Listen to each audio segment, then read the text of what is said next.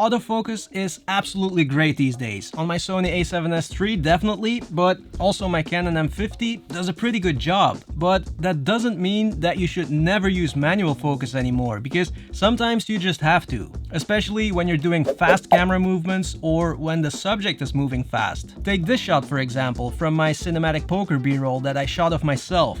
And I know it's not really b-roll, I still get that comment every time. Oh, that's not really b-roll, you know nothing, man. I know it's not really b-roll, but that's YouTube, man. We just changed the meaning of words here. It's wild. But yeah, anyway, so the shot starts with the focus here on my hand, and then I take the cards, move them, and then at the end of the shot, the focus is on my hand and the cards. And there's no way I can rely on autofocus for that shot. So sometimes you just have to use manual focus, no matter how good autofocus is. And that's what we'll talk about today, how I keep things in focus when shooting b-roll or cinematic videos, things like that.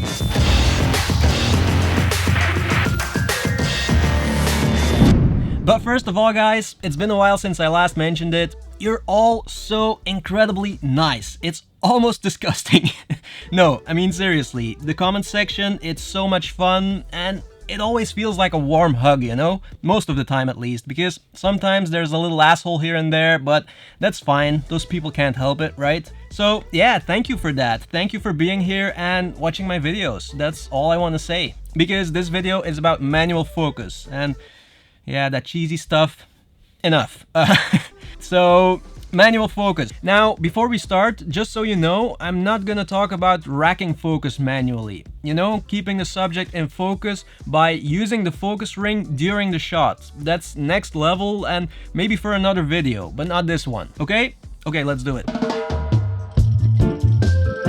Obviously, this is important because the shallower the depth of field is, the more difficult it is to keep everything in focus. That's why I usually choose to increase ISO instead of using a wider aperture. I try not to go below 2.8, 3.2, something like that, especially when the subject is really close to the lens, because then you already get a super shallow depth of field, and 1.8 for example would be too much. But it's totally up to you, of course. If you really want a super shallow depth of field, then just go for it. I mean, it's not like it's impossible, it's just more difficult.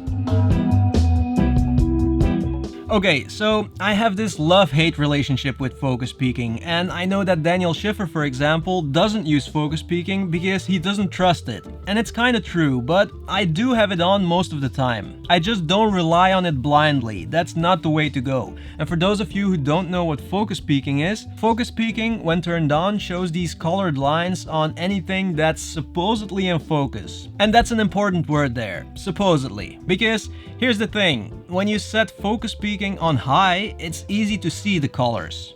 You can always pick a color, but the problem is when set on high, it also colors areas that are like 95 or even just 90% in focus. You know, it's like it looks in focus, but if you look closer, it's not 100% in focus.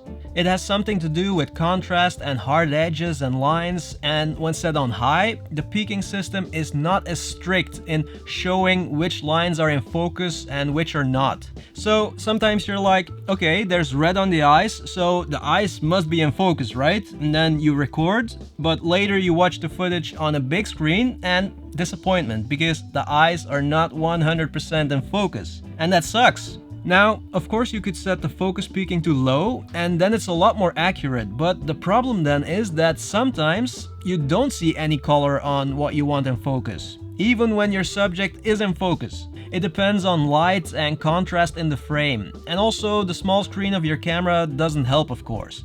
So I always combine focus peaking with the zoom to focus function. I zoom in on the screen of my camera, and this is the most reliable way to check what's in focus because you can verify it with your own eyes. But bottom line is, use focus peaking to help you. Don't rely on it blindly because then you'll get disappointed. Always use it in combination with the zoom to focus function. This is probably the most important tip. Plan your shots. Know what your subject is going to do and what you're going to do with the camera, where you're going to move. When using manual focus, it's all about distances. Once you set the focus, everything at the same distance from the lens will be in focus. So, for example, let's take that shot from my poker b-roll again, where I take the poker chips and then the cards, and then I move the cards towards me. So what I did is, I made sure that my hand here at the beginning of the shot and at the end of the shot were at the same distance from the lens. So I moved the cards here and not here or here. And always keep in mind that it's okay if your subject moves out of focus for a second during the shot. That will not ruin the shot, as long as the critical parts are in focus, the beginning and the end in this case. So I always plan my shots and make sure that the subject is at the same distance from the lens whenever it has to be in focus during the critical parts of the shot. And just to show you how difficult it is, take a look at this shot. I went through all the steps to make sure that I would keep the subject in focus, and I thought I was at the same distance from the lens at all times, but still the shot was not 100% in focus because I forgot something. The camera was mounted on my boom arm where my microphone normally sits, and it moves in a slight arc. So let's say you're using manual focus and the camera is here and the subject over here. The subject moves that way and you think, well, I'll just follow the subject like this, because then it's always the same distance, right? Well, no, not really, because when the subject is here, it's already closer to the lens than when it was here. So what you should always do if you really want the same distance to the subject, you have to move with the subject like this. And of course, the closer you are to the subject, the shallower the depth of field is, and the more this matters. The slightest little variation in angle or distance, it matters. And it could make or break your shot. So yeah, I always try to plan my shots. It's critical when you're using manual focus. So set the focus and then know what your subject is going to do and what you're going to do with the camera, where you're going to move. It has to be like a coordinated dance, you know? And that's the only way to nail manual focus. Plan, plan, plan. And that's it for today, guys. That's all you need to know. Well, that and practice, practice, practice. That's also really important, as always. Thank you so much. No, wait. I wanted to say something, a fun fact about the Sony a7S III and the autofocus. Sometimes, and it did it right now I think. No, I don't know. Anyway, sometimes the eye detection thinks that there's an eye here somewhere in this fake plant. See, now it's, you see that? How it's, I don't know if you can see it, but it tries to lock on here somewhere now. That little square that's usually on my eye, it's now on my hand here.